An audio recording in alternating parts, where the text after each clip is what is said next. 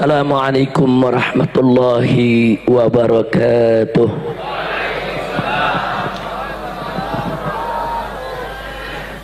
Bismillah walhamdulillah wala hawla wala quwwata illa billah. Ashhadu an la ilaha illallah wahdahu la syarika lah wa ashhadu anna sayyidana Muhammadan abduhu wa rasuluh la nabiyya ba'dah. Allahumma salli wa sallim wa barik ala sayyidina wa habibina wa syafi'ina wa maulana nabiyyina Muhammadin wa ala alihi at-tahirin at-tayyibin wa ashabihi al-ghurri al-mayamin wa man tabi'ahum bi ihsanin ila yaumiddin. Ibadallah, fi hadhihi al-munasabati as-sa'idati at-tayyibati al-mubarakah la ansa an usiyakum jami'an wa nafsi bi taqwallah wa bi ta'ati Rasulillah sallallahu alaihi wasallam. فنسأل الله سبحانه وتعالى أن يهدينا إلى صراطه المستقيم ويجعلنا من المتقين ويدخلنا جنته جنة النعيم بحق سيد المرسلين والحمد لله رب العالمين. تقبل الله منا ومنكم فتقبل يا كريم. أما بعد، سيادة الحبائب الشرفاء وسعادة العلماء الفضلاء وكذلك الأمراء الكرماء وجميع الحاضرين والحاضرات الأحباء الأعزاء rahimakumullah. Setelah puja dan puji kita panjatkan bagi Allah Jalla Jalaluh, setelah salawat dan salam kita sampaikan untuk junjungan Nabi kita yang tercinta Sayyiduna Muhammad sallallahu alaihi wasallam beserta keluarga dan para sahabatnya. Maka dalam kesempatan yang berbahagia ini, di acara yang penuh keberkahan ini, tidak lupa saya sampaikan salam penghormatan kita semua untuk para kiai kita, para ulama kita, para ajengan kita, para guru-guru kita, dan juga untuk segenap para habaib yang hadir bersama kita di acara ini. Teristimewanya saudara, yang pertama untuk orang tua kita Syekhunal Walid Al-Muhtaram Al-Mukarram Kiai Haji Busairi Muslim. Begitu juga teristimewa untuk pimpinan Pondok Pesantren Ad-Dahlaniyah Hasan bin Thabit, itu nama seorang penyair Nabi yang sangat dicintai oleh Nabi alaihi salatu wassalam, yaitu akhina al-fadil ad-da'i ilallah al-muhtaram al-mukarram Kiai Haji Salimul Afif hafizahullahu ta'ala wa ra'ah, famatallahu bituli hayatih fid dini wad dunya wal akhirah, amin ya rabbal alamin. Saya hadir hari ini tidak sendiri, saya didampingi oleh Ketua Tanfizi dari Dewan Pimpinan Daerah Front Persaudaraan Islam Akhina Al-Fadil Ad-Da'i Ilallah Al-Muhtaram Al-Mukarram Al-Habib Zaki bin Ali Al-Aidarus. Dan saya juga hadir bersama beberapa menantu saya yang sengaja menemani, mendampingi khusus untuk hadir di tempat Kiai Haji Salimul Afif. Di sini ada menantu saya yang pertama, yaitu Habib Alwi bin Hasan bin Sumaid. Kemudian ada mantu saya yang keempat, mana dia, Habib Irfan, duduk di sebelah mana, Habib Irfan bin Taufik Al-Aidarus. Dan ada mantu saya yang kelima, yaitu Habib Muhammad bin Hadi Al-Habsyi. Adapun ada mantu saya yang ketiga yang seharusnya ikut hadir bersama kita di tempat ini malam ini, mestinya ikut hadir dan juga menyampaikan tausiahnya, yaitu Al-Habib Muhammad Hanif bin Abdurrahman Al-Attas. Tapi karena bibinya hari ini meninggal dunia dan dimakamkan, beliau beruzur untuk hadir pada malam hari ini. Beliau menyampaikan maafnya dan sudah disampaikan tadi oleh Kiai Haji Salimul Afif. Mudah-mudahan itu menjadi uzur syar'i dan mudah-mudahan almarhumah diterima oleh Allah Subhanahu wa taala. Amin ya rabbal alamin. Kemudian salam penghormatan ini tentu tidak lupa kita sampaikan kepada seluruh habaib dan kiai para alim ulama yang tidak saya sebutkan satu persatu nama-nama beliau, karena yang hadir pada malam ini luar biasa di tempat Kiai Haji Salimul Afif. Ini yang hadir habaib sangat banyak, kiai sangat banyak, agengan sangat banyak. Kalau saya sebutkan namanya satu persatu nanti 1 jam aja buat mukadimah itu. Jadi karena banyaknya luar biasa, mohon maaf kepada para ajengan, kiai, ulama. Saya tidak sebutkan satu persatu nama-nama beliau, sama sekali tidak mengurangi takrim kita, takzim kita, ihtiram kita untuk semua para ulama kita. Kita doakan semoga semua para alim ulama, para ajengan, para kiai, para habaib yang malam hari ini hadir bersama kita di tempat ini dipanjangkan umurnya oleh Allah dalam taat dan ibadah, dalam sehat walafiat, diberikan kemenangan dalam setiap langkah perjuangan dakwahnya, dan dimasukkan ke dalam surga Allah Subhanahu wa taala. Dan semoga kalau pada malam hari ini kita kumpul bersama mereka di pondok pesantren ini, kelak kita dikumpulkan kembali oleh Allah di dalam surganya bersama Nabi kita Sayyiduna Muhammad sallallahu alaihi wasallam. Amin ya rabbal alamin. Kemudian kepada aparatur pemerintah juga tidak lupa kita ucapkan terima kasihnya, baik sipil, TNI maupun Polri yang telah membantu kelancaran acara ini, membantu ketertiban, membantu keamanan. Mudah-mudahan kerjasama seperti ini akan terus berlanjut untuk li'la kalimatillahi subhanahu wa ta'ala. Amin ya rabbal alamin. Nah, baiklah ya ikhwan, saya tadi sempat berbincang dengan Kiai Haji Salimul Afif. Tadi pagi kebetulan kami bertemu. Beliau bercerita bagaimana pembangunan pondok pesantrennya, bagaimana majelisnya, bagaimana perjuangannya. Alhamdulillah, saya senang dan saya sangat bahagia mendengar apa yang beliau paparkan. Dan salah satunya yang membuat kami bangga, saudara, ternyata pondok pesantren ini sangat ihtimam dengan kitab Ihya Ulumuddin. Jadi yaitu yahtam bikul ihtimam. Nah, sampai-sampai kitab tersebut terus dibaca untuk dikhatamkan. Nanti setelah khatam dibaca lagi dari awal untuk dikhatamkan. Begitulah seterusnya, saudara. Nah, jadi sekali lagi kenapa saya bangga, kenapa saya bersyukur, ini merupakan salah satu identitas kita semua sebagai ahlus sunnah wal jamaah. Alhamdulillah. Bahkan tadi sore, bahkan habis maghrib tadi sempat dibaca juga, yaitu kitab Ihya sebelum dimulainya acara ini. Alhamdulillah. Mudah-mudahan pembacaan kitab Ihya ini saudara terus mentradisi di tengah masyarakat kita. Nah, kenapa ini saya tekankan terlebih dahulu di awal ceramah ini? Karena di negeri kita mulai ada muncul orang-orang yang kurang ajar kepada Imam Ghazali, saudara. Kurang ajar kepada kitab Ihya, saudara. Saya dapatkan rekamannya di YouTube, saudara. Luar biasa mereka berceramah. Apa mereka bilang? Jangan baca kitab Ihya Ulumuddin, itu 90% itu hadis dhaif palsu semua. Kurang ajar, saudara. Kau baca kitab Ihya yang mana? Apa betul kau sudah baca kitab Ihya Ulumuddin dari awal sampai akhir? Kurang ajar, berani menyebarkan fitnah, saudara. Saudara, berapa ratus ayat-ayat Al-Quran yang dinukilkan oleh Imam Ghazali dalam kitab Ihya? Berapa ratus, yaitu hadis-hadis Nabi yang sahih yang diriwayatkan oleh Imam Ghazali di dalam kitab Ihya? Berapa ratus hadis-hadis Nabi yang bernilai hasan yang diriwayatkan oleh Imam Ghazali dalam kitab Ihya, saudara?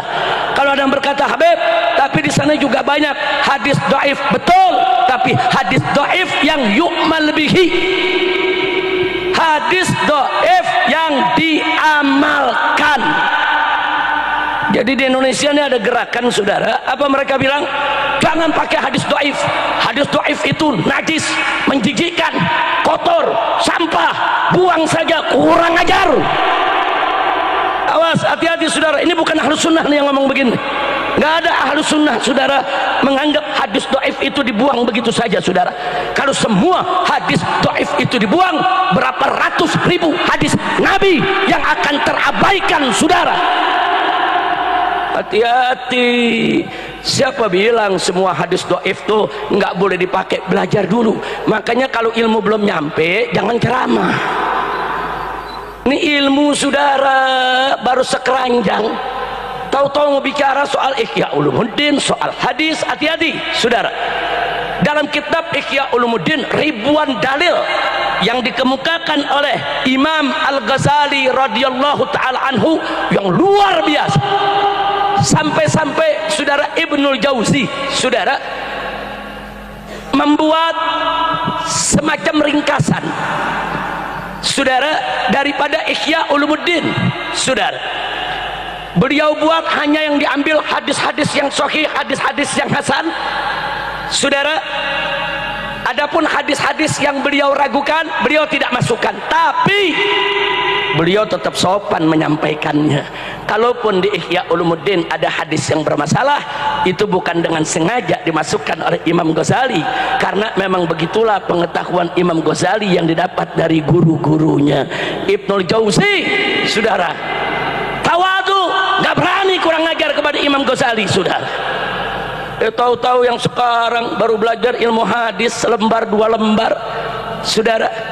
Saya mau kasih tahu Pak Bu ya, belajar ilmu hadis itu, saudara, tidak serta-merta kita bisa jadi seorang mufti untuk berfatwa. Nggak bisa. Orang ulama-ulama hadis hanya menentukan ini hadis sahih atau tidak, itu aja. Nah, soal hadis itu bisa dipakai buat dalil atau tidak, itu urusan fuqaha, saudara. Kadang-kadang ada hadis sahih tapi nggak dipakai sama ulama, saudara. Nggak dipakai oleh ulama, mazhab yang manapun nggak pakai, saudara. Seperti apa? Seperti kalau orang nikah, maharnya baca Quran, saudara. Hadisnya sahih, tapi nggak ada mazhab yang pakai, saudara. Nggak ada ulama yang pakai, saudara. Kalau maharnya mushaf Quran boleh, mazhabnya ta'limul Quran boleh, ulama mengiyakan itu semua. Tapi kalau maharnya dia cuma baca Al-Ikhlas saja sekali, enggak. Ulama menolak, saudara, padahal hadisnya ada, boleh, enggak dipakai sama ulama. Kenapa? Ada kaidah-kaidah yang mereka letakkan, saudara, enggak sembarangan untuk memakai satu hadis sahih. Bahkan yang menarik, ada hadis dhaif, tapi ulama semua sepakat pakai, ambil, bahkan jadi kaidah. Hadis apa gerangan? La darar wa la dirar. Hadis dhaif, saudara, tapi jadi kaidah. Semua mazhab pakai, semua ulama pakai. Kenapa? Karena walaupun itu hadis dhaif, saudara, tapi isinya benar, sesuai dengan kaidah. Ada aslon, saudara, yang bisa menjamin kebenaran isinya, dipakai. Sanadnya lemah, ya, tapi isinya diambil oleh semua ulama. Nah, ilmu yang begini fuqaha yang ngerti, saudara. Jadi jangan sembarangan merendahkan Imam Ghazali, saudara. Jangan, apalagi merendahkan Imam Syafi'i radhiyallahu taala anhu. Satu lagi saya tambahkan. Ada orang sekarang mengatakan ini hadis sahih, berarti ini mazhab Syafi'i. Yang itu hadis sahih, berarti itu mazhab Syafi'i. Setiap yang dinyatakan sahih langsung dimasukkan jadi mazhab Syafi'i. Enaknya, saudara. Tunggu dulu, alasan mereka apa? Karena Imam Syafi'i berkata, idza sahhal hadits fahuwa madhhabi. Jika sahih suatu hadis, maka itu adalah madhabku. Jadi gara-gara Imam Syafi'i bicara seperti itu, langsung saja, saudara, orang-orang yang sok pintar hadis mengatakan ini hadis sahih, maka ini mazhab Syafi'i. Ada hadis sahih kunut subuh itu tidak ada, maka mazhab Syafi'i nggak perlu pakai kunut subuh, saudara. Apa? Tunggu dulu, ada hadis sahih saudara, bahwa menyentuh istri tidak membatalkan wudhu. Berarti itu hadis mazhab Syafi'i, yang mazhab Syafi'i kalau punya wudhu menyentuh istri tidak batal. Kok enaknya ngeroba-roba mazhab orang, saudara? Masya Allah. Saya mau tanya nih malam ini, jawab jangan, jawab jangan. Kapan? Tahun depan deh, udah malam Kiai. Jawab sekarang, mesti sekarang. Nah makanya perhatian nih, jangan ngobrol nih, serius, ini ilmu nih. Mau tahu gak? Betul? Yuk kita lihat saudara. Ya, Al-Imam An-Nawawi radhiyallahu ta'ala anhu dalam muqaddimah kitab Al-Majmu' fi Sharhil Muhadzab, saudara, beliau menjelaskan apa yang dimaksud dengan ucapan Imam Syafi'i, idza sahhal hadits fahuwa madhhabi. Jika suatu hadis itu sudah sahih, maka itu adalah mazhabku. Yang pertama, yang boleh berpegang kepada kalam Syafi'i ini hanya boleh seorang mujtahid yang bisa menilai suatu hadis dan bisa istimbal ahkam dari suatu hadis. Orang awam nggak boleh kalam Syafi'i tadi dijadikan sebagai alasan, saudara. Jadi kalau masih awam, jangan sok pinter, saudara, untuk saudara menerjemahkan dari apa yang dimaksud oleh Imam Syafi'i. Itu dulu yang pertama. Yang kedua, ini yang penting, Imam Nawawi radhiyallahu ta'ala anhu memberikan kita jalan. Kalau ada satu hadis sahih, jangan dulu diambil buat mazhab Syafi'i, tunggu dulu, periksa dulu itu hadis pernah sampai gak ke Imam Syafi'i. Imam Syafi'i pernah baca gak itu hadis? Kalau Imam Syafi'i pernah sampai baca itu hadis, kenapa Imam Syafi'i nggak pakai? Apa alasan Imam Syafi'i nggak pakai? Ada apa? Apa ada dalil yang lebih kuat atau bagaimana? Jadi jangan sahih langsung ditarik ke mazhab Syafi'i dulu, saudara. Kalau ada dalil yang lebih kuat, kalau ada alasan yang lebih kuat, pantas saja itu hadis tidak dipakai oleh Imam Syafi'i radhiyallahu ta'ala anhu. Mau contohnya? Mau contohnya? Betul. Mari kita lihat, saudara. Di dalam hadis sahih riwayat Bukhari dan Muslim, hadis sahih, saudara, bukan hadis dhaif. Sayyidatuna Aisyah radhiyallahu taala anha bercerita, saudara, bahwa suatu kali Nabi pernah sholat malam. Sayyidatuna Aisyah menceritakan beliau saat itu sedang tidur, kakinya dilonjorkan, ada di arah kiblat Nabi, saudara. Setiap Nabi mau sujud, Nabi colek tuh kaki supaya digeser, namanya orang tidur, saudara. Nah kalau dicolek, ditarik oleh Sayyidatuna Aisyah, saudara. Ini hadis riwayat Bukhari Muslim, hadis sahih, Habib sahih, siapa yang meragukan, saudara?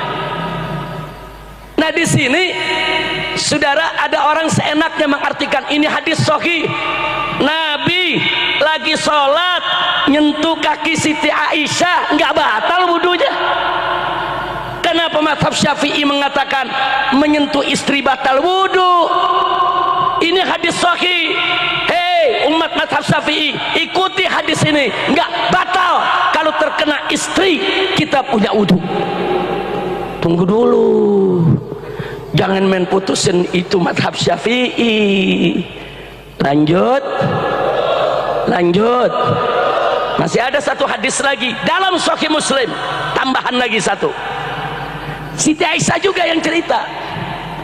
Kata Siti Aisyah, suatu malam faqadtu Rasulullah, aku kehilangan Nabi dari atas ranjang, dari atas tempat tidur. Kamar gelap, raba-raba, kok nggak ada Nabi, kemana?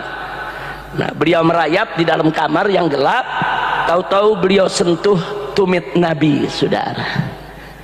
Begitu menyentuh kaki Nabi, sedang apa Nabi? Ternyata Nabi lagi sujud sholat malam, saudara. Habis disentuh, beliau dengar apa yang dibaca Nabi, Nabi lagi sholat, beliau lepaskan, Siti Aisyah kembali melanjutkan tidurnya. Wah ini dijadiin dalil lagi tuh, Nabi lagi sholat disentuh kaki sama istrinya, nggak batal wudunya. Kenapa mazhab Syafi'i bisa batal itu wudu? seolah-olah mazhab Syafi'i nggak ngikutin hadis sahih. Betul ya, pandangannya kan begitu saudara. Dia mau tipu umat saudara. Ini hadis sahih, yang ini Bukhari Muslim, yang ini Sahih Muslim. Nabi saudara menyentuh kaki Siti Aisyah lagi sholat, Siti Aisyah menyentuh daripada telapak kaki Nabi, lagi sholat, Nabi tetap sholat, tidak membatalkan sholatnya. Berarti menyentuh atau disentuh istri saat kita punya wudhu tidak batal, karena ini hadis sahih. Berarti ini adalah mazhab Syafi'i. Luar biasa ngambil kesimpulannya kayak orang pinter. Jawab jangan, jawab jangan. Atau saya kasih PR saja. PR ini kan banyak santri nih. Masya Allah, mau tahu jawabnya? Saudara, Imam Syafi'i tahu itu hadis. Siapa bilang Imam Syafi'i tidak tahu? Imam Syafi'i baca itu hadis sampai kepada beliau, dan ulama-ulama besar dalam mazhab Syafi'i juga tahu itu hadis. Lah kalau tahu kenapa ditolak? Bukan ditolak saudara, ada terminologi, ada sistem sudahlah di dalam istimbatul ahkam. Mari kita lihat, Imam Syafi'i berpegang teguh kepada ayat wudu saudara. Di dalam ayat wudu saudara, yang Allah nyatakan ya ayyuhalladzina amanu idza qumtum ilas shalah, dan seterusnya saudara. Nah itu di tengah ayatnya Allah menyebutkan di antara yang membatalkan wudu itu aula mastumun nisa, kalau engkau itu menyentuh perempuan. Nah Imam Syafi'i memakai makna hakiki. Lamsun itu makna hakikinya kulit ketemu dengan kulit. Imam Syafi'i nggak pakai makna majazi. Kalau makna majazinya menyentuh itu bisa diartikan jima, hubungan antara suami istri. Itu yang dipakai mazhab Abu Hanifah saudara. Imam Abu Hanifah mengartikannya majazi, menyentuh di situ hubungan intim. Kalau nyentuh biasa nggak batal, kalau hubungan intim baru batal. Itu menurut Imam Abu Hanifah. Nah dalam mazhab Syafi'i ada kaidah, kalau suatu lafaz masih bisa diartikan secara hakiki, nggak boleh dibawa ke majazi saudara, kecuali kalau makna hakikinya nggak bisa. Yadullah fauqa aidihim, tangan Allah di atas tangan mereka. Yadullah kalau diartikan hakiki, ini tangan saudara. Makanya Wahabi bilang Allah punya tangan, tapi Ahlus Sunnah mengatakan nggak bisa. Kalau dibawa makna hakiki, maka nanti kita melakukan tasbih dan tajsim. Saudara, apa itu tasbih dan tajsim saudara? Tasbih menyerupakan Allah dengan makhluk saudara. Tajsim saudara menggambarkan Allah dalam bentuk. Itu bagi Ahlus Sunnah wal Jamaah haram, nggak boleh. Makanya yaudallah fauqa aidihim, Ahlus Sunnah mengartikan dengan majazi. Kekuasaan Allah ada di atas kekuasaan mereka. Boleh pakai majazi, bahkan wajib kita pakai majazi. Kalau arti hakiki bisa merusak akidah kita. Itulah akidah Ahlus Sunnah wal Jamaah. Begitu juga tadi, kalau nggak bisa pakai hakiki silakan pakai majazi. Nah masih bisa, ini masih bisa. Lamastumun nisa arti hakikinya menyentuh, ya menyentuh kulit ketemu kulit. Ini namanya menurut Imam Syafi'i, ini artinya sorihul Quran. Ayat Qurannya sorih, jelas. Ayat Qurannya jelas, menyentuh perempuan batal wudu, menyentuh jelas. Lalu bagaimana dengan hadis tadi saudara? Dua hadis tadi nggak jelas. Itu hadis sahih, tapi situasinya nggak jelas. Kok nggak jelas? Mas lihat di hadis yang pertama disebutkan Nabi nyolek kaki Siti Aisyah, nggak diceritain dalam hadis Siti Aisyah pakai selimut apa enggak. Dalam hadis nggak diceritain, nggak ada. Kalau nggak diceritain berarti muhtamal saudara, mungkin pakai selimut, mungkin enggak. Istimbal hukum jangan pakai mungkin, nggak ada kata mungkin. Yang yang namanya orang tidur kebanyakan pakai apa? Selimut. Periksa dulu dong, nggak ada keterangan. Karena tidak ada keterangan, ya itu hadis sahih, kami percaya itu hadis sahih, tapi isinya nggak jelas. Pakai selimut apa nggak pakai selimut? Sedangkan ayat Al-Qur'annya jelas, saudara. Aula mastumun nisa, kau sentuh perempuan. Jadi Imam Syafi'i nggak mau dong, masa yang jelas dikalahin sama yang nggak jelas? Masa Sharihul Quran dikalahkan dengan khabarul ahad yang masih perlu penjelasan, saudara? Kira-kira jelas tidak? Lalu bagaimana hadis yang kedua? Kan Siti Aisyah pegang kaki Nabi, periksa dulu. Dulu Nabi sering pakai khuf, saudara. Kalau Nabi musafir pakai khufnya 3 hari 3 malam. Kalau Nabi nggak musafir, apalagi di musim dingin, Nabi pakai khuf sehari semalam, saudara. Apa itu khuf? Sepatu kulit yang nggak tembus air, saudara, yang menutup seluruh lapisan jari kita dari ujung jari sampai menutup telapak kaki, saudara. Yang memang khuf itu bisa dipergunakan untuk berpergian, untuk jalan, saudara. Nah, di hadis itu nggak jelas juga ini kejadian musim panas apa musim dingin. Ini kejadiannya Nabi pakai khuf apa nggak pakai khuf. Kalau Nabi pakai khuf disentuh yang nggak ada masalah, saudara. Kalau bilang enggak, Nabi nggak pakai khuf, dari mana yang bilang nggak pakai khuf? Mana hadisnya? Siapa yang riwayatkan? Nggak ada. Kira-kira jelas gak? Jelas gak? Nah, jadi tahu kan, jadi bukan Imam Syafi'i nolak hadis sahih, bukan. Hadis sahihnya masih harus dikoreksi. Kalau diartikan hadis sahih tadi terbuka selimutnya, tidak pakai khuf, bertentangan dengan ayat Quran tadi, saudara. Aula mastumun nisa. Imam Syafi'i mempertahankan ini sharihul ayat, pertahankan. Makanya itu ditolak hadis tadi. Makanya tadi saya katakan kadang-kadang hadisnya sahih tapi nggak dipakai jadi dalil karena ada dalil lain yang lebih kuat. Kira-kira jelas tidak? Jelas tidak? Maka enak-enakan ngomong idza sahal hadis fahuwa mazhabi, kata Imam Syafi'i. Jadi kalau hadis sudah sahih itu pasti jadi mazhab Syafi'i. Tunggu dulu, ente belajar hadis dulu dan belajar juga kaidah usulnya, kaidah fikihnya, pelajari juga pendapat fuqaha. Nggak main enak-enakan semua pendapat yang dianggap hadis sahih semua dijejelin jadi mazhab Syafi'i. Kurang ajar. Kira-kira jelas gak? Paham? Nah, saya pikir cukup saya berikan contoh itu saja, saudara. Kalau saya mau berikan contoh banyak sekali, saudara, hadis-hadis yang sahih tapi nggak dipakai sama ulama, saudara. Ada ulama, saudara, seperti Abu Hanifah, walaupun hadis sahih, kalau perawinya melakukan bertentangan dengan riwayatnya, nggak dipakai sama Abu Hanifah, saudara. Hadisnya nggak dipakai. Seperti apa? Sayyidatuna Aisyah, saudara, meriwayatkan hadis yang bunyinya, saudara, di mana beliau katakan tidak ada nikah, saudara, la nikah bila wali. Tidak ada nikah tanpa wali. Ini mazhab Syafi'i pakai, saudara. Nggak sah nikah tanpa wali. Tapi di mazhab Abu Hanifah nggak dipakai. Alasannya apa? Karena mazhab Hanafi punya prinsip kalau perawinya melakukan bertentangan dengan yang diriwayatkan, hadisnya ditolak oleh Abu Hanifah.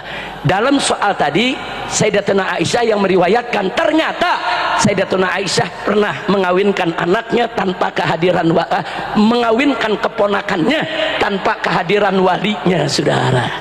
Jadi menurut Abu Hanifah, nah ini yang meriwayatkan nggak pakai wali dinikahin, itu keponakannya. Berarti apa? Berarti ini hadis bukan wajib, nggak mutlak.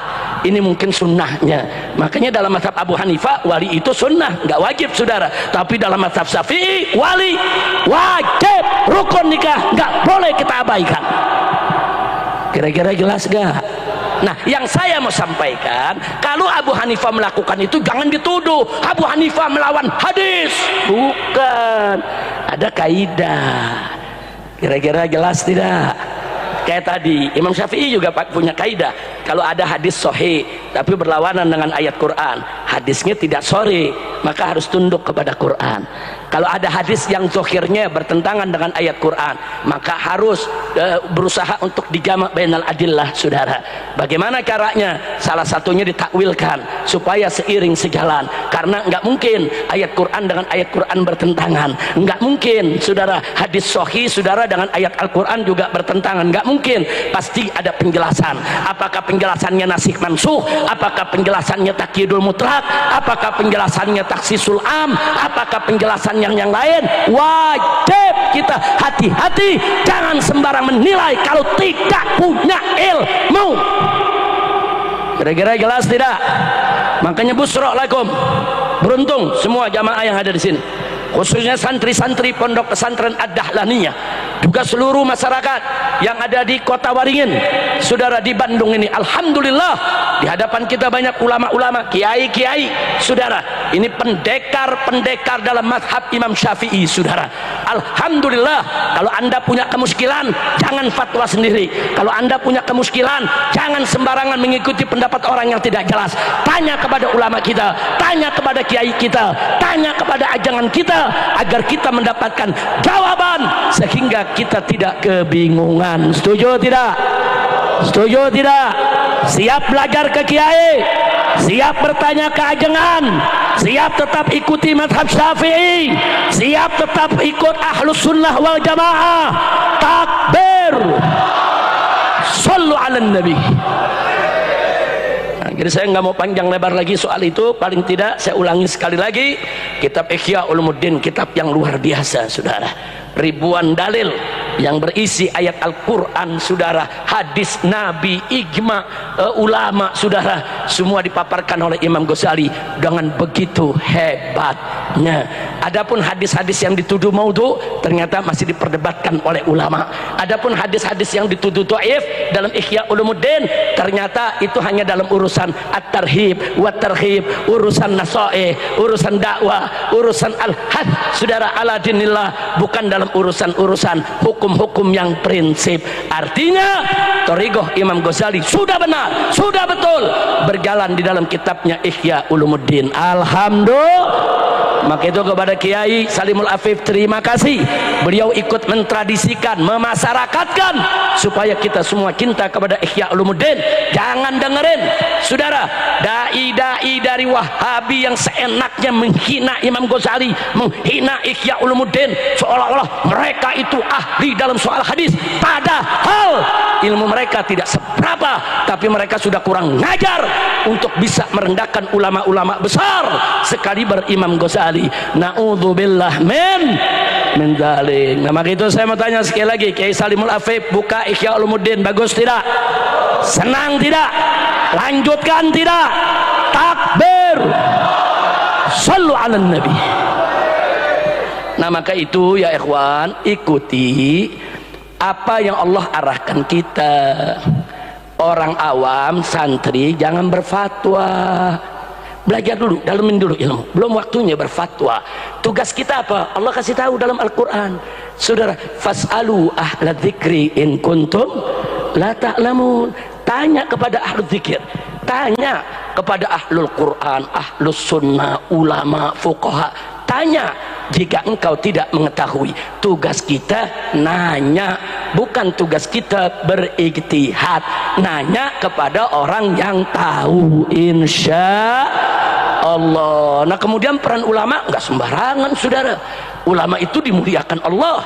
Allah nyatakan dalam Al-Quranul Karim, faqala ta'ala innama yakhshallaha min ibadihil ulama. Sesungguhnya hamba-hamba Allah yang takut kepada Allah itu adalah ulama.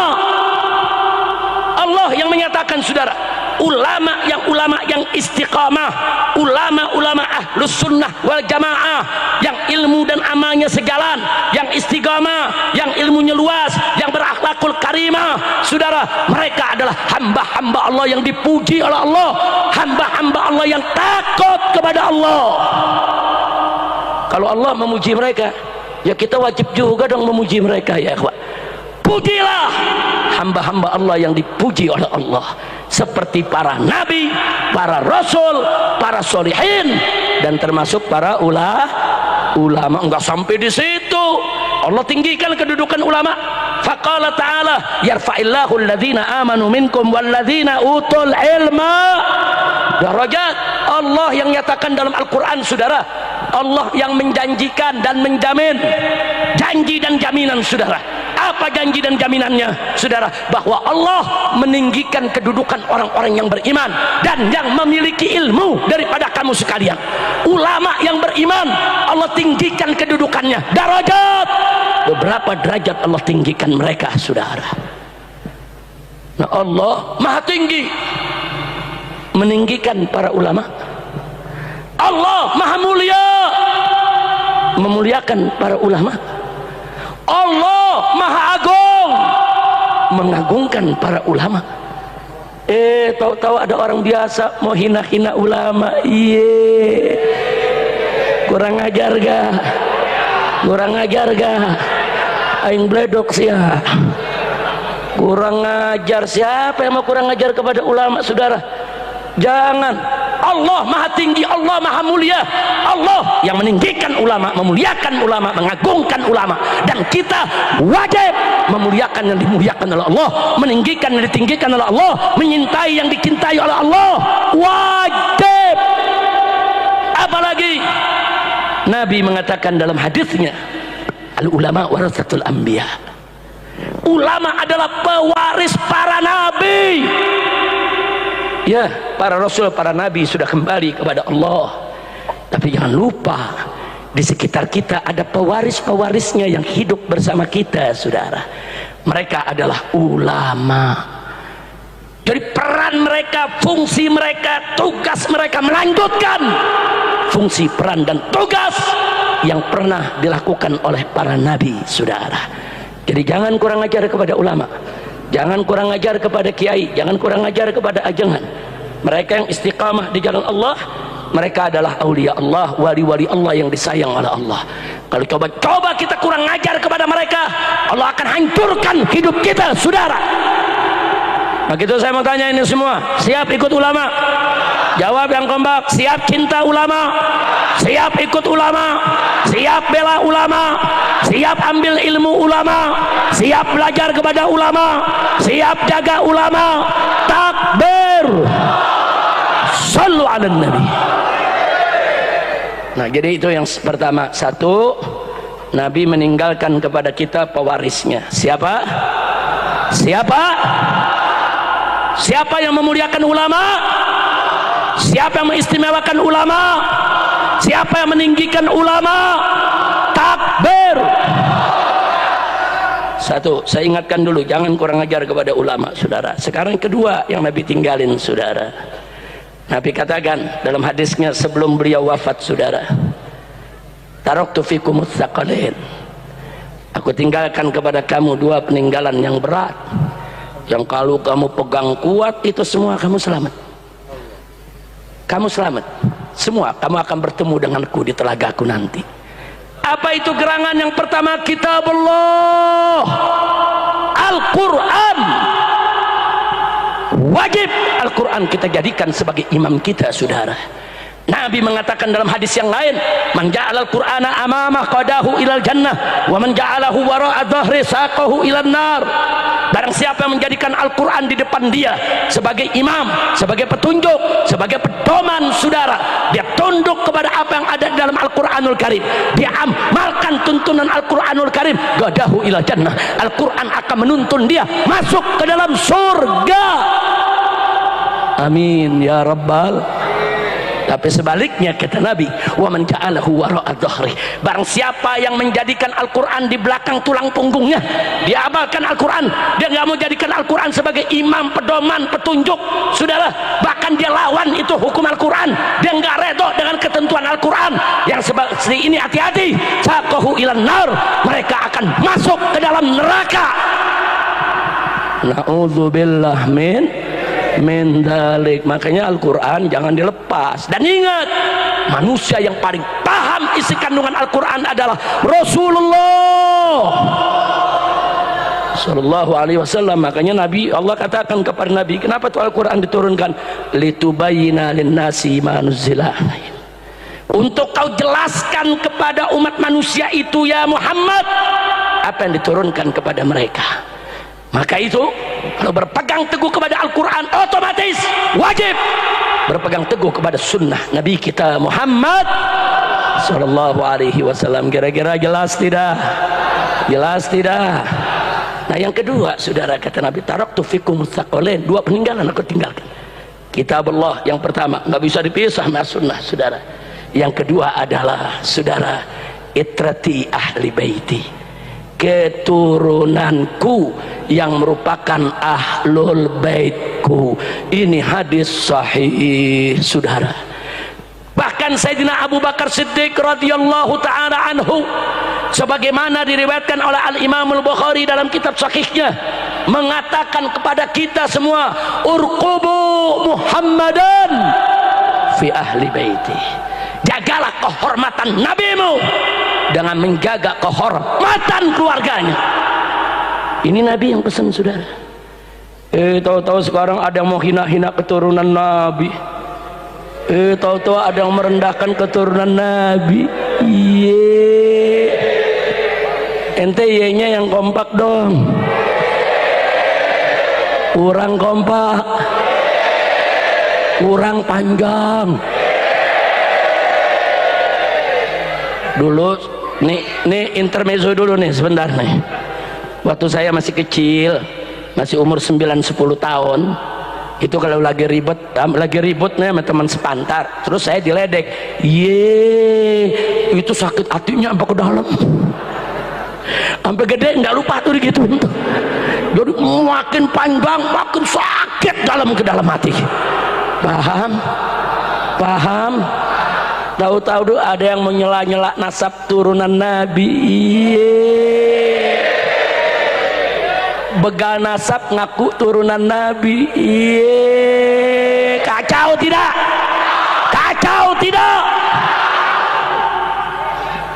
Ada seniman dangdut mengatakan, saya hakul yakin nasab Ba'alwi itu sudah batal. Lu hidup lu digendang, kapan belajar nasab? Kacau tidak? Kacau tidak? Kacau tidak? Hati-hati, saudara, jangan main-main soal nasab. Ada dua hadis yang saya mau sampaikan. Yang pertama, man intasaba ila ghairi abi fahuwa mal'un. Barang siapa yang menisbahkan dirinya kepada selain ayahnya, dia nggak mau bernasab kepada ayahnya, dia sengaja buat nasab palsu kepada orang lain, ngaku-ngaku turunan orang lain, dia bukan Ba'alwi ngaku Ba'alwi, dia bukan Habaib ngaku Habaib, dia bukan turunan Nabi ngaku turunan Nabi, dia bukan turunan Kiai ngaku turunan Kiai, dia bukan turunan Wali Songo ngaku turunan Wali Songo. Man intasaba ila ghairi abi, barang siapa yang menisbahkan dirinya bukan ke nasabnya, saudara, bukan ke ayahnya, apa kata Nabi? Fahuwa mal'un, maka dia dilaknat. Na'udzubillah min. Mau dilaknat oleh Allah? Mau dilaknat oleh Allah? Para Ba'alwi, saudara, kakek-kakek kami, ulama-ulama besar, aulia, saudara, terus mau difitnah nasab mereka palsu semua, kurang ajar. Udah gitu yang memfitnah nasabnya sendiri nggak jelas. Kacau. Kacau tidak? Kacau tidak? Ntar bin Sarmat, ntar bin Utsman, lu bagaimana nasab lu? Astaghfirullahaladzim, astaghfirullahaladzim, astaghfirullahaladzim min kulli dzambin azim. Saya mau tanya, kacau tidak? Kacau tidak? Ada pakar ikan nila ngaku ahli nasab. Ngilu, udah ngeri udah. Kacau tidak? Kacau tidak? Nah inilah, saudara, ini zaman penuh fitnah. Maka itu saya ingin ajak semua, saudara, ini yang namanya ulama, saudara, ulama itu pewaris Nabi, saudara. sedangkan itrah Nabi, ahlul bait Nabi, para habaib itu keturunan Nabi. Ini dua-duanya peninggalan Nabi yang sangat mulia, harus kita jaga. Jangan mau kita diadu domba. Betul? Betul. Dulu-dulu sebelum begal nasab ada, kita aman-aman aja. Betul? Kiai ama habaib akur, kiai ama habaib nyatu, kiai ama habaib peluk-pelukan, bahkan banyak yang bebesan. Banyak bebesan, saudara. Berapa banyak kiai-kiai di Jawa Barat mantunya para habaib, saudara. Betul? Betul? Berapa banyak kiai di Jawa Barat punya mantu habaib, saudara? Bukan dikit, udah berkeluarga. Ada lagi yang kurang ajar, begal nasab ceramah. Silakan buka di video, saudara. Buka di YouTube, apa mereka bilang? Hei umat Islam Indonesia, hati-hati, Ba'alwi itu penjajah. Mereka datang seperti orang Israel datang ke Palestina. Datang, saudara, kemudian mereka pura-pura baik. Nah, begitu mereka sudah diterima oleh bangsa Palestina, kemudian mereka ingin menjajah Palestina dan merebut negara Palestina. Hati-hati, para Ba'alwi, para habaib itu datang ke Indonesia pura-pura baik, pura-pura baik. Nah, setelah dianggap baik, nanti mereka jajah kita, mereka mau ambil negara kita. Kurang ajar. Ini begal nasab ngomong begini, saudara. Ini begal nasab menyamakan habaib Ba'alwi ke Indonesia dengan Israel yang datang ke Palestina. Kurang ajar tidak? Lu buta, lu budak, baca sejarah, lihat kitab, belajar yang betul, buka telinga, dengerin itu cerita dari para kiai kita, ulama kita. Para habaib datang ke Indonesia, tidak ada yang bawa istri, saudara. Ratusan tahun yang lalu mereka datang ke Sumatera, ke Kalimantan, ke Sulawesi, ke tanah Jawa, ke berbagai daerah mereka datang, saudara. Dan akhir mereka apa yang mereka lakukan? Mereka berdakwah dari kampung ke kampung, dari desa ke desa, dari gunung turun ke lembah, saudara, dan mereka menikah dengan orang-orang Indonesia asli, saudara. Makanya silakan Anda datang ke Irian, ke Papua, saudara. Berapa banyak kepala-kepala suku di Papua adalah habaib. Bentuk wajah mereka perkis ibu-ibunya, saudara. Kulitnya, saudara, rambutnya, saudara, semuanya. Kenapa? Karena ibu-ibu mereka asli orang Papua. Mereka sudah turun-temurun, bukan mereka menjajah, mereka menyebarkan Islam, menyebarkan kasih sayang, bahkan berbaur dengan bangsa Indonesia. Bahkan habaib yang ada sekarang, saudara, ibu-ibu mereka, nenek-nenek mereka, kebanyakan adalah orang Indonesia asli. Takbir. Ibu ayah saya orang Betawi asli, saudara. Cucunya pitung. Siapa yang nggak kenal pitung di Jakarta, saudara? Pribumi asli, saudara. Ayah saya cucunya pitung, nenek saya ponakannya pitung, saudara. Orang Indonesia asli. Nenek saya dari ibu, saudara, orang Cicahem, Bandung, saudara. Perkis rumah saya punya keluarga di depan terminal Cicahem. Ini terminal yang 20 tahun yang lalu nih. Tahu sekarang masih ada apa enggak tuh terminal? Masih ada. Saya punya keluarga, saudara. Ibu daripada saudara, nenek saya dari ibu asli orang Sunda. Kok enak-enakan sekarang? Habib orang Yaman, Habib orang asing, pendatang, bukan pribumi, usir saja. Begal nasab ada ngancem, Habib harus disembelih satu persatu. Iya. Pakai ngancem mau sembelih Habib, iya. Habib takut, Habib takut. Kacau tidak? Kacau tidak? Udah gitu pakai ngancem, kami akan bentuk laskar pasukan berani mati untuk sweeping Ba'alwi di Indonesia. Wow.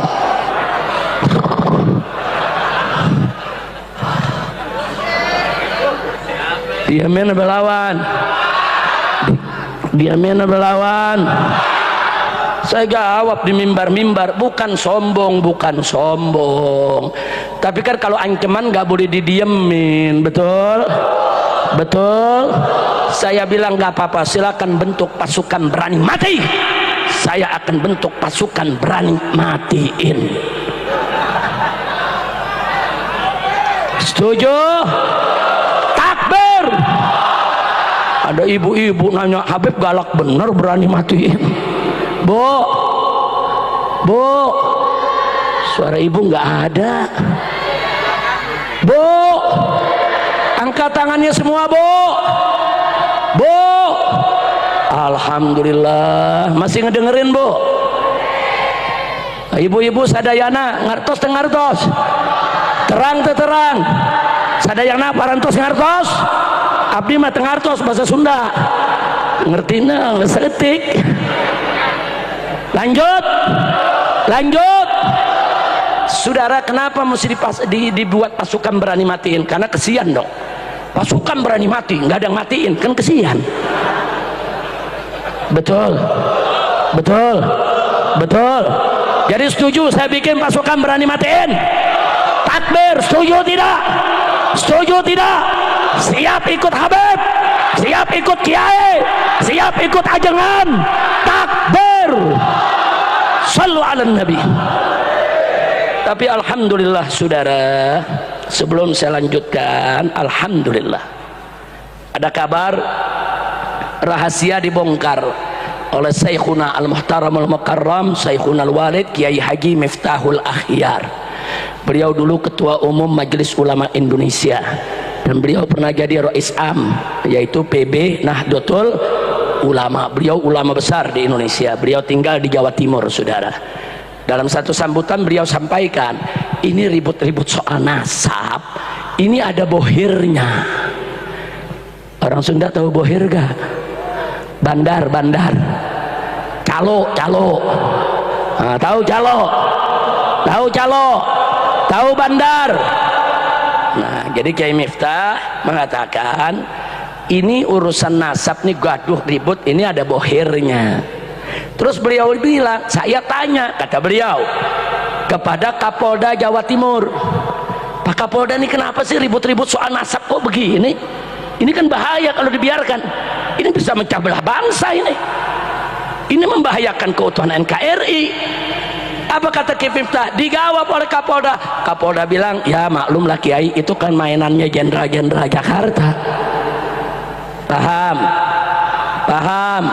Nah sekarang saya mau tanya nih semua nih orang Bandung, mau dimainin jenderal? Maka itu saya mau tanya, siap bersatu, siap bersaudara, siap berjuang bersama? Takbir. Ya memang yang begini mainan jenderal. Di Jakarta ada jenderal tua, kumisnya panjang ke bawah. Tahu jenderal tua? Tahu? Lu jangan sebut namanya, ditangkap loh. Saudara, ini jenderal tua terang-terangan kok, ada rekaman di video, dia bilang, saudara, Arab itu kan pendatang, Habib itu cuma bisanya bikin rusuh, dia benci Arab, dia benci Habib, dia pengen adu domba kita semua. Kurang ajar tidak? Saya mau tanya sekarang, ini yang korupsi triliunan Habib bukan? Jawab Bang, Habib bukan? Yang bikin pagar laut Habib bukan? Yang nyogok kanan kiri Habib bukan? Yang ngerampok uang rakyat Habib bukan? Nah kok Habib yang dimusuhin? Kacau tidak? Jangan mau diadu domba. Maka itu yuk kita lihatnya sekarang nih, ada Habibnya, ada kiai, ada ulama. Alhamdulillah. Nah karena itu saya nggak mau berpanjang lebar soal nasab, saudara. Waktu soal anak nasab ini heboh, saudara, saya punya menantu menghadap saya, Habib Hanif. Beliau sampaikan, Abah, ini bagaimana Pak? Ini sekarang nih Pak Alwi diserang habis-habisan, difitnah begini dan begitu. Saya bilang, selama dia lempar fitnah dengan ucapan, jawab dengan ucapan. Kalau mereka pakai dalil, jawab dengan dalil. Kalau mereka bikin risalah, jawab pakai risalah. Kalau mereka nantang debat, datang. Ditantangin berdebat. Saudara, kita akan siap berdebat 3 hari 3 malam dengan Bapak Alwi. Begitu Habib Hanif datang, kabur. Al-Kaburi. Nasabnya nasab Al-Kaburi.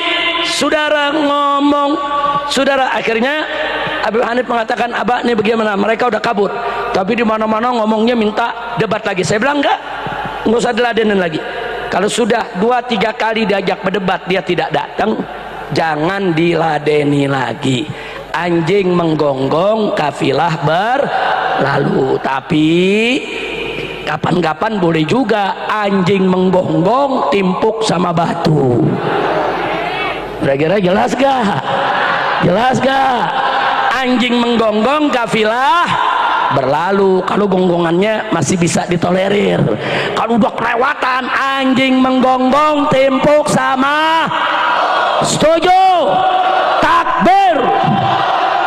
Nah akhirnya saya amanatkan kepada Habib Hanif. Habib Hanif, hubungi ahli-ahli nasab, konsultasi dengan para ulama, para kiai, konsultasi ke Sidagiri, konsultasi ke Sarang tempat Mbah Maimun Zubair, ada Gus Najih di sana, konsultasi, tanya kepada ulama-ulama, minta kirim orang-orang yang ahli, baik ahli dalam urusan nasab, nah ahli dalam urusan DNA, ahli dalam bidang sejarah, ahli dalam berbagai macam data, dikumpulkanlah, jadilah tim pengawal persatuan umat.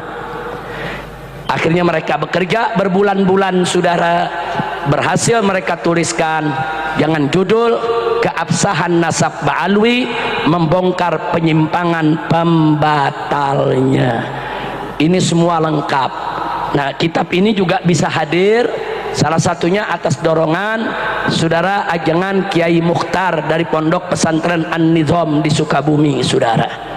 Nah, saya ketemu dengan beliau di pondoknya, beliau bilang, Habib, kami para kiai ini resah, cinta kami kepada habaib, kepada keluarga Nabi udah nggak usah ditanya. Bukan Habib saja yang marah, kami nih kiai marah, Beb, ini Ba'alwi dihina begini, marah. Tapi kami juga mesti mengakui keterbatasan kami. Selama ini pondok pesantren kami nggak ngajarin soal nasab, dan kami nggak menguasai ilmu nasab.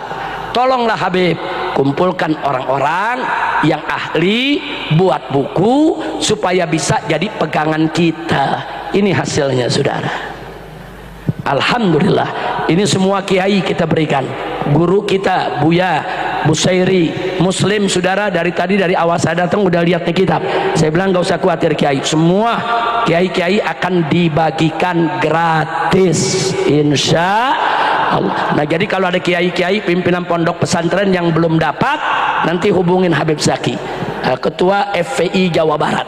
Kita masih banyak stopnya di Jakarta, nanti akan kita kirim, bagikan untuk kiai. Nah untuk kiai kita bagikan, untuk para santri bagaimana? Para santri nanti bisa dikirimin PDF-nya saja. Nah jadi bisa cetak sendiri, bisa buka di komputer, insya Allah. Ini bukunya, beberapa kiai sudah kita bagikan ya ikhwan. Dan ini ada sambutan Kiai Haji Sukron Makmun, ada sambutan saudara juga dari Sarang, ada sambutan juga dari Kiai Abdullah Mukhtar, saudara yang di Sukabumi. Jadi termasuk dari UAS Ustadz Abdus Somad, saudara, semua membaca dan memberikan sambutannya. Ini untuk mempersatukan umat, merajut kembali, jangan sampai kita diadu domba. Kenapa ini penting, saudara? Maaf, jangankan orang awam, saudara, sekelas kiai aja ada yang terpengaruh, saudara. Jangankan orang awam, sekelas kiai, saudara, masih mau undang para begal nasab untuk ceramah di tempat mereka. Sedih kita, saudara. Begal-begal nasab yang ngadu domba umat, yang ngadu domba kiai, yang ngadu domba Ba'alwi, jangan dikasih panggung, jangan dikasih ruang, jangan dikasih kesempatan untuk mengadu domba umat Islam, saudara. Kira-kira jelas tidak? Jelas tidak? Umat sedang bersatu, umat sedang aman, damai, nyaman. Kenapa harus mengundang yang ingin memecah belah umat? Nah, itu saya sesalkan, saudara. Tapi nggak apa-apa, kitab ini tetap akan kita kirim ke semua kiai, saudara. Baik kiai-kiai, saudara, yang tetap istiqomah cinta kepada para habaib, maupun kiai-kiai yang sudah terpengaruh dengan fitnah ini, akan kami kirimkan kitabnya agar bisa menjadi bahan mutolaah, supaya mereka lihat sendiri dan agar mereka bisa menilai sendiri, insya Allah. Nah jadi itulah sebetulnya harapan saya tadi Habib Hanif hadir di sini untuk apa? Untuk bisa membedah kitab ini, saudara. Tapi karena beliau berhalangan, insya Allah di waktu yang lain, insya Allah. Nah sebelum saya akhiri, tadi kita bicara tentang hadis dhaif dan kitab Ihya Ulumuddin. Saya saran, sekedar saran, saya sudah sampaikan ke Kiai Haji Salimul Afif, pondok pesantren Sidagiri ini pondok pesantren tertuanya NU, saudara. Ulama-ulama NU banyak lulusan pondok pesantren ini, saudara, di Jawa Timur, di Pasuruan. Nah, pondok pesantren Sidagiri mengeluarkan satu buku luar biasa bagusnya, saudara. Judulnya Membela Hadis Dhaif dan kitab Ihya Ulumuddin. Judulnya Membela Hadis Dhaif dan kitab Ihya Ulumuddin. Di situ disebutkan mana hadis yang dituduh dhaif, bagaimana jawabnya, mana hadis yang dituduh maudhu, bagaimana jawabnya, saudara. Apa betul kitab Ihya Ulumuddin itu seperti yang mereka tuduhkan? Apa betul hadis dhaif semuanya harus ditolak, semuanya harus jadi sampah, semuanya harus jadi barang yang menjijikan? Dijawab tuntas, saudara, oleh kiai-kiai, saudara, dan alumni-alumni pondok pesantren Sidagiri. Nah saya anjurkan Anda bisa memiliki itu, atau kalau nanti ada yang mau beli bisa hubungi langsung ke Sidagiri atau hubungi Habib Irfan ada Idrus yang punya hubungan baik ke sana, saudara. Silakan beli itu buku, saya anjurkan baca supaya kita tidak terjebak oleh Wahabi yang suka menghina Asy'ari dan Syafi'iyah. Begitu saya mau tanya semua, saudara siap terus belajar? Siap jaga akidah aswaja? Takbir, sallu ala nabi. Nah sebagai penutup, saudara, karena acara ini, saudara, adalah acara Isra Mi'raj sekaligus juga, saudara, untuk mendoakan Palestina. Saya ingin memberi kabar, alhamdulillah sudah beberapa hari ini gencatan senjata sudah berlaku, saudara. Perang sudah dihentikan sehingga pintu-pintu perbatasan sudah terbuka. Inilah kesempatan kita untuk mengirim dana sebesar-besarnya untuk saudara-saudara kita di Palestina, baik untuk membangun kembali bangunan di Gaza dan lainnya, juga untuk menyantuni keluarga-keluarga para syuhada, para yatim, anak-anak yatim, saudara, para janda-janda, para syuhada, untuk membangun kembali rumah sakit kita yang dibom oleh Israel, saudara, bahkan untuk mempersiapkan para mujahid kita perlengkapannya kalau besok terjadi perang lagi, saudara. Ini kesempatan, mumpung perbatasan dibuka. Karena itu yang punya dana, saudara, segera kirim dananya. Silakan, saudara, mau dikirim lewat lembaga-lembaga kemanusiaan yang mana saja, silakan, saudara. Silakan, silakan. Mau kirim lewat FPI boleh, mau kirim lewat NU boleh, mau kirim lewat Muhammadiyah boleh, mau kirim lewat Persis boleh, mau kirim lewat PMI boleh, mau kirim lewat Hilmi boleh. Mana lembaga kemanusiaan yang Anda yakin, percaya, kirim. Ini kesempatan, saudara. Karena kemarin selama setahun perang kami setengah mati mencari jalan, tapi alhamdulillah Allah kasih jalan. Kami cari jalan, saudara, kami cari cara bagaimana bantuan-bantuan umat itu sampai ke sana. Alhamdulillah, walaupun sulit, walaupun setengah mati, walaupun ada relawan kami yang mati, saudara, ditembak, dibunuh oleh Israel, saudara, tapi bantuan-bantuan tadi bisa sampai. Kami bisa bangun tenda-tenda pengungsi, kami bangun MCK kamar-kamar mandi darurat, kita bangun juga, saudara, tenda-tenda kesehatan darurat. Kita buat juga yaitu pengiriman air-air, tangki-tangki air ke daerah-daerah pengungsi yang kelaparan dan kehausan, saudara. Ya susah payah, tapi alhamdulillah Allah buka jalan, saudara. Maka itu sekarang kita nggak boleh sia-siakan, mumpung terbuka, mumpung dibuka, yuk rame-rame kita siapkan untuk kita bantu ke sana. Amin ya rabbal alamin. Kemarin ada seorang bapak dari Majalengka datang ke rumah saya, Habib, ini saya punya mobil Mercy, Habib, ini kuncinya, ini suratnya, tolong jual di Jakarta. Saya beli ini 150 juta, baru 1 tahun, tolong dijual uangnya segera kirim ke Palestina. Sudah kita terima dan sedang kita proses, saudara. Dan kemarin saya ke Kalimantan begitu juga. Pada datang lembaga-lembaga kemanusiaan Habib, ini ada 86, 87 kemarin. Mana Habib Ali? 88 juta. Tolong segera dikirim, yaitu ke Palestina. Artinya kita tidak menutup pintu. Kapan saja Anda ingin membantu Palestina, yuk mari kita kumpulkan dana semua, insya. Dan hari ini juga saya dengar dari API ada yang mau disampaikan. Iya, mau disampaikan sekarang di sini atau di mana? Hah? Apa? Sampaikan sekarang. Yang mau disampaikan sampaikan. Ayo Habib Ali, berdiri Habib Ali. Ini dari API kan? API, Aliansi Pergerakan Islam Jawa Barat, Ustadz Asep Syarifuddin dan kawannya ingin menyampaikan bantuan untuk yaitu Palestina. Silakan. Ini yang di samping kanan saya, ini Habib Ali bin Alwi Al-Attas. Beliau bendahara umum DPP FPI. Beliau yang setiap minggu mengirim bantuan ke Palestina. Hari ini bantuan ke Palestina sudah 82 kali tahapan. Sudah 82 kali kami kirim bantuan ke Palestina selama perang 14 bulan, ya ikhwan.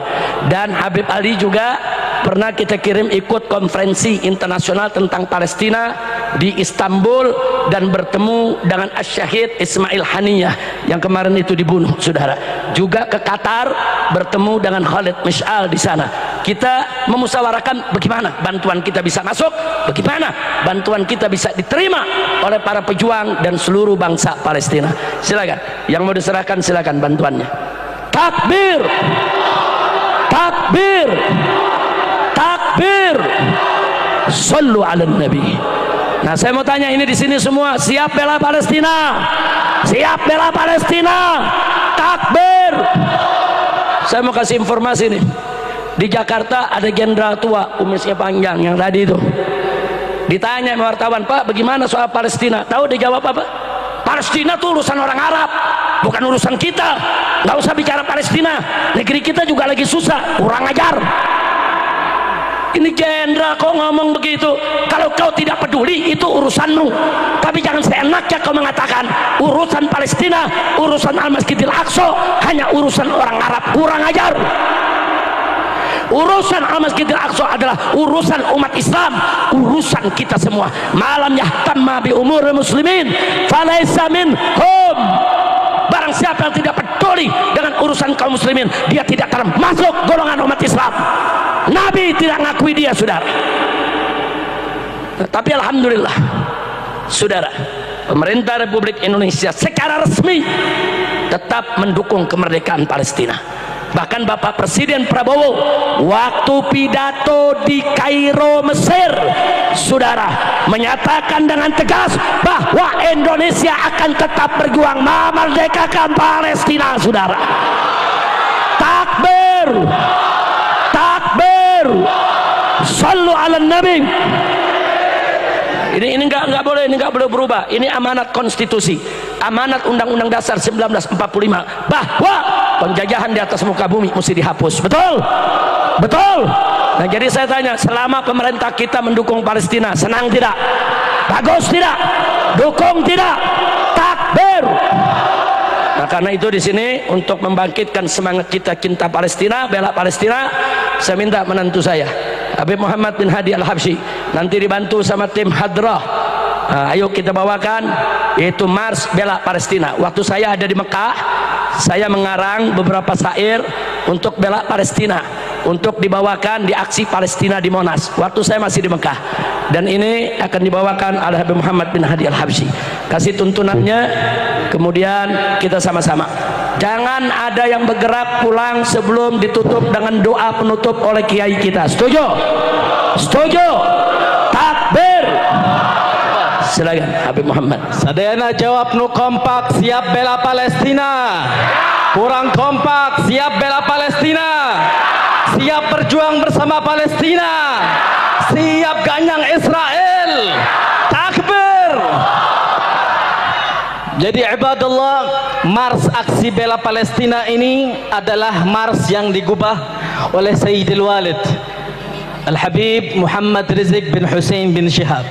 Bagaimana liriknya? Liriknya pertama menggunakan bahasa Arab, kemudian menggunakan bahasa Indonesia. Pertama, bisa diikuti? Al-Qudsu lana. Lu lemes amat pada lapar lu. Al-Qudsu lana wal aqsa lana wa kullun haqquna fal jihadu sabiluna. Apa artinya ibadallah? Al-Qudsu lana, Al-Qudus adalah milik kita umat Islam. Wal aqsa lana, dan Aqsa adalah milik kita umat Islam. Wa kullun haqquna, dan seluruhnya adalah milik kita umat Islam. Fal jihadu sabiluna, dan jihad adalah jalan juang kita umat Islam. Jadi dua kali diulang bahasa Arabnya, kemudian masuk bahasa Indonesia. Bagaimana liriknya? Kami bangsa Indonesia setia bersama Palestina, berjuang untuk merdeka dari Israel durjana. Kami bangsa Indonesia setia bersama, berjuang untuk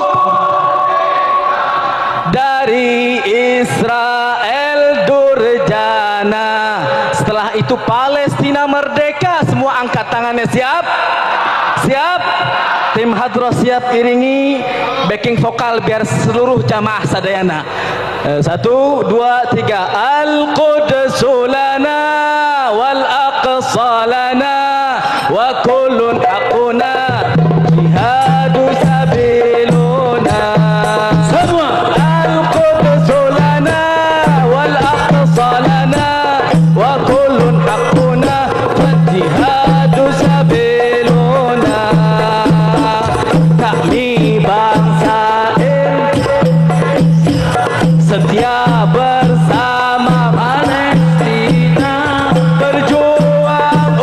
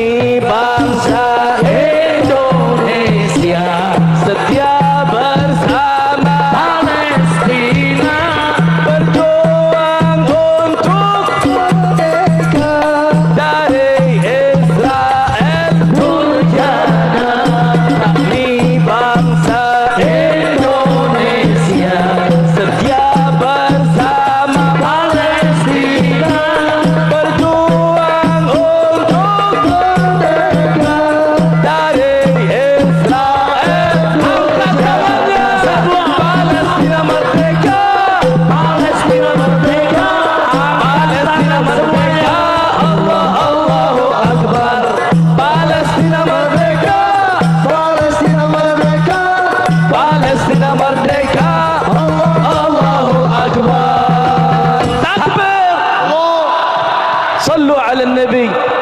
Allahumma salli wa sallim alaihi wa ala alihi. Mudah-mudahan insyaallah Palestina sebentar lagi merdeka.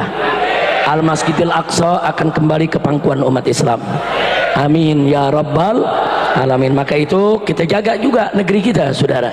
Nah, kita jaga negeri kita supaya tetap bersatu, supaya jadi Indonesia berkah sesuai dengan yang diharapkan oleh guru kita, di mana kita doa bersama untuk Indonesia berkah dan Palestina merdeka. Jadi sekali lagi, kalau Indonesia mau berkah, jangan jauh-jauh dari hukum Allah. Kalau Indonesia mau berkah, jangan jauh-jauh dari Allah dan Rasulnya. Insya Allah kalau kita taat kepada Allah dan Rasulnya, Indonesia akan dijadikan negara yang penuh berkah. Nah, pertanyaan terakhir saya nih saudara, sekarang ini lagi rame di kita punya negeri ini, para koruptor lagi ribut saudara, para penjahat-penjahat negara lagi ribut. Nah, kemudian yang nggak sedapnya nih, presiden kita nih yang sekarang lagi diancam-ancam nih saudara. Kalau galak terhadap koruptor, nanti koruptor melengsarkan dia, koruptor mau kudeta dia. Saya mau tanya semuanya, jawab yang kompak. Kalau Bapak Presiden kita mau lawan korupsi, basmi koruptor, dukung tidak? Dukung tidak? Kalau ada perampok-perampok negara coba-coba ngancam-ngancam presiden, lawan tidak? Lawan tidak? Kalau 9 naga mengancam presiden, siap jadikan naga sebagai cacing. Siap jadikan naga sebagai cacing. Takbir. Angkat tangan semua, takbir. Siap bela ulama, siap bela habaib, siap bela presiden, siap bela negara, siap bela rakyat, siap bela Islam. Takbir. Apa kita umat Islam takut sama 9 naga? Apa kita takut sama 9 naga? Maka itu kita sampaikan kepada Bapak Presiden, jangan takut sama oligarki, jangan takut sama 9 naga, jangan takut sama korupsi, jangan takut sama koruptor. Selama Bapak Presiden kita bangkit berdiri lawan mereka, kita ulama habaib kiai dengan umat siap bela presiden, hancurkan 9 naga saudara. Takbir. Takbir. Takbir. Sallu ala nabi. Jangan takut. Saya sudah sampaikan ke Bapak Presiden Prabowo saudara, lewat semua orang dekatnya, jangan takut sama oligarki, jangan takut sama 9 naga. Kita dengan umat Islam bisa menjadikan mereka sebagai cacing-cacing kermi saudara. Sombongnya naga pala lu bomenyan.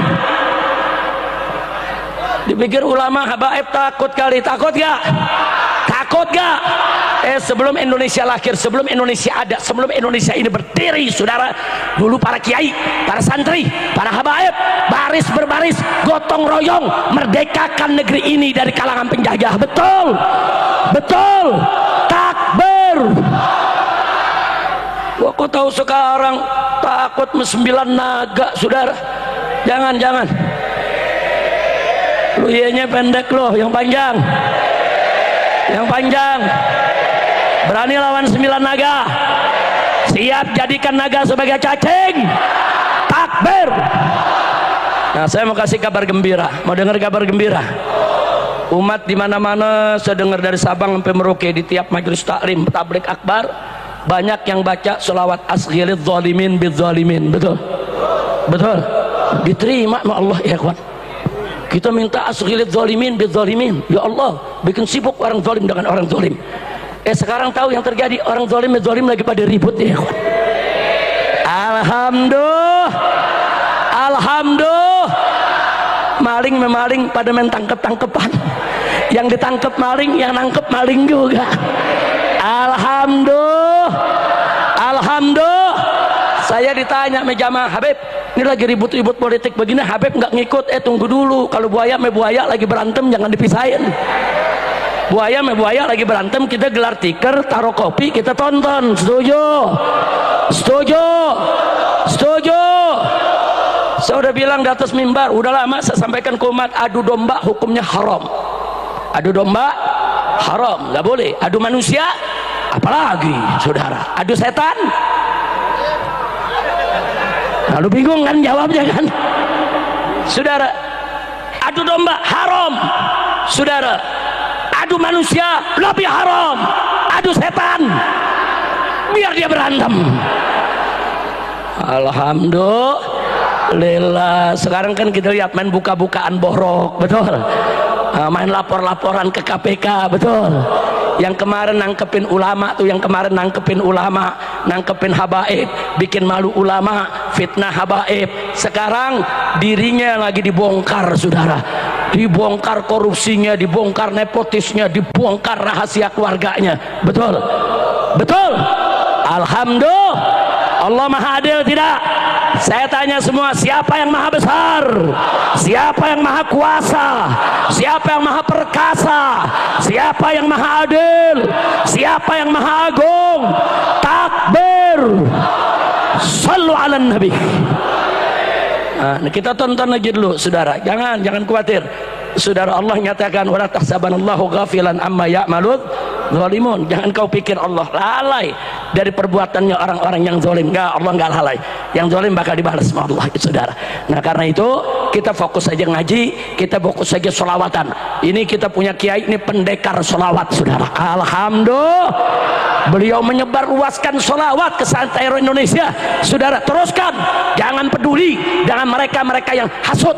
Jangan peduli mereka-mereka yang iri dan dengki. Jangan peduli mereka-mereka yang memfitnah majelis ini, saudara. Teruskan majelis sholawatnya, teruskan majelis taklimnya. Insya Allah, saudara, Kiai Haji Salimul Afif, begitu juga guru kita, orang tua kita, Syekhun Al-Walid Kiai Haji Busairi Muslim, dan lain-lain kiainya senantiasa diberikan kemenangan oleh Allah Subhanahu wa ta'ala. Amin ya rabbal alamin. Nah, jadi sekali lagi nih saya mau tanya nih sebelum saya tutup nih semua, siap dukung kalau presiden mau lawan koruptor? Siap dukung tidak? Siap dukung tidak? Siap dukung tidak? Nah, ini penting, presiden perang lawan korupsi. Kenapa? Udah parah ya kawan. Ini udah parah. Dulu zaman Pak Harto korupsi di kolong meja, saudara.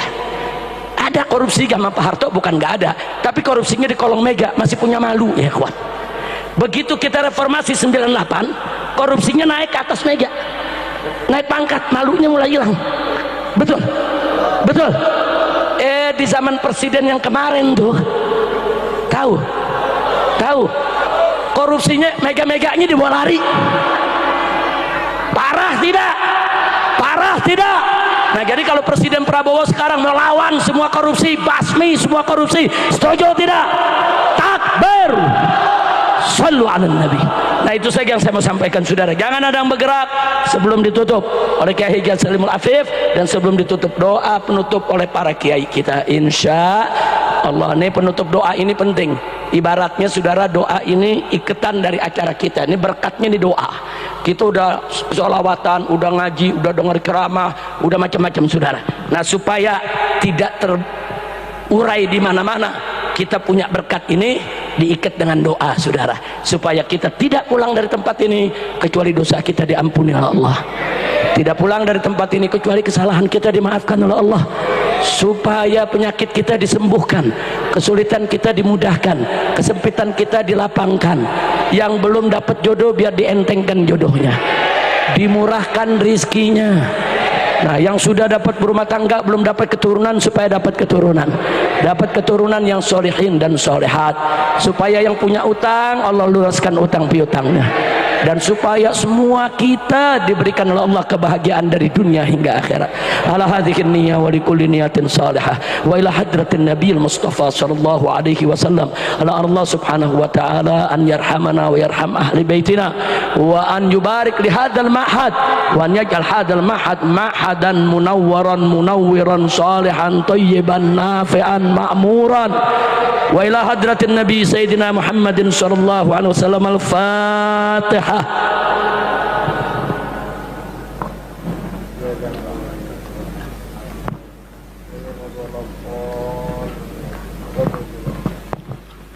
Taqabbalallahu minna wa minkum wa taqabbal ya karim. Sekian yang bisa saya sampaikan. Mohon maaf atas segala kekurangannya, kehilafan dan kesalahannya. Terima kasih atas segala perhatiannya. Hadani Allah wa iyyakum ila siratal mustaqim. Wassalamu alaikum warahmatullahi wabarakatuh.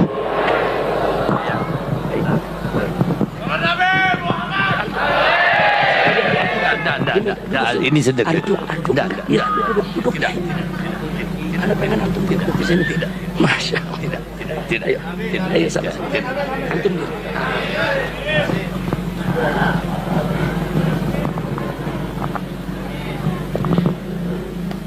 Supaya disaksikan satu atas nama tadi alim ulama Jawa Barat sesudah Habib menjelaskan malah tadi menyatakan pemberian ini hadiah kitab tentang keabsahan nasabah Alawi yang sekarang lagi polemik diacak-acak ya, dan sekarang alhamdulillah wa syukru ala ni'amillah, kami pribadi dan juga atas nama sebagian para ulama sangat-sangat berterima kasih, sangat-sangat berterima jazakumullahu khairan katsira. Mudah-mudahan menyadarkan kami dan menyadarkan semua teman-teman yang mengaku ustadz, yang mengaku ulama, tetapi mereka belum tahu tentang. Ya, terima kasih banyak. Yang kedua, ini karena barusan ada pengumuman dari Habib ya bahwa itu apa, dana, penggalangan dana untuk Palestina. Sebetulnya sangat-sangat ini berterima kasih karena Pondok Pesantren Al-Burdah jemaah sudah hampir 1 tahun itu mengumpulkan dana ya, dan sesudah itu mau dikirimkan tetapi kesusahan kemana ini dikirimkan, dan kebetulan waktu itu telepon dengan orang Palestina, ada teman yang namanya adalah Saudara Yakub Palestina ya, beliau itu ditelepon bagaimana ini keadaan Palestina jalur Gaza dan bagaimana ini ada sedikit uang penggalangan bantuan untuk rakyat Palestina harus dikemanakan, harus ditransfer kemana. Tadinya mau ditransfer kepada beliau tapi beliau menolak, katanya mohon jangan ditransfer sekarang-sekarang karena memang bank segala macam itu tidak bisa dicairkan katanya. Sekarang sudah dibuka, sangat-sangat Habib berterima kasih, dan insya Allah ini yang hampir setahun ada di tangan Al-Fakir yang kurang lebih 27 juta 27 juta. Insya Allah besok akan disampaikan kepada siapa ya, insya Allah itu amanat dari para jemaah hampir 1 tahun yang silam. Sekian, terima kasih. Takbir, takbir, sallu ala nabi.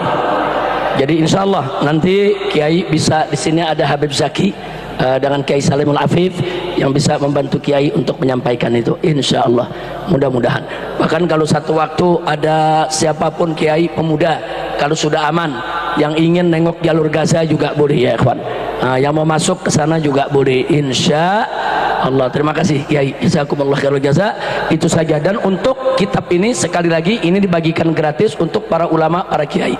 Kalau di sini ada kiai ulama pimpinan pondok yang belum dapat, sampaikan ke Habib Zaki, nanti akan kita kirimkan kitab.